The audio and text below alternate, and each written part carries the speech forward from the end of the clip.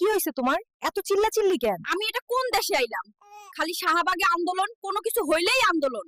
আপনাদের কতগুলো শিক্ষার্থী ওখানে আটকা পড়ে আছে। বাইরে আমাদের এক ভাইকে ছাদ থেকে ফেলে দিছে, আরো অনেককে অনেক পিটিয়েছে আর মেরেছে।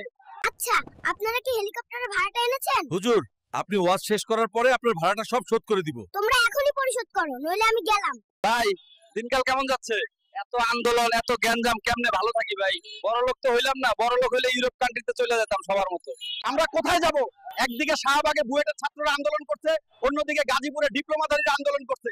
রাস্তা পুরোপুরি বন্ধ, কোন দিকে যাব আমরা? ভাইয়া, আমাদের গাড়িটা একটু ছেড়ে দেন, আমার বাবা খুব অসুস্থ। আপনারা অন্য দিক দিয়ে ঘুরে যান। আপনারা দুদিন পর পর রাস্তা অবরোধ করে আন্দোলন কেন করেন? আজকের খাবারটা কিন্তু দারুণ হয়েছে। দারুণ তো হবেই, আমি তো রান্না করিনি, পাশের বাড়ির ভাবি করেছে। তুমি ঘুরতে এসেছো, কেমন লাগছে? অবশ্যই ভালো লাগছে, তোমার মতো হ্যান্ডসাম স্বামী পেয়ে। আচ্ছা বলেন তো, ঢাকার গাছ সাদা কেন? ঢাকার গাছ আবার সাদা হবে কেন? আপনাদের উত্তরটি সঠিক নয়, যারা পারবেন কমেন্টে জানাবেন।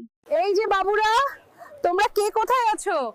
যদি কেউ খুশি করতে পারো আমাকে, তাকে আইফোন গিফট করব।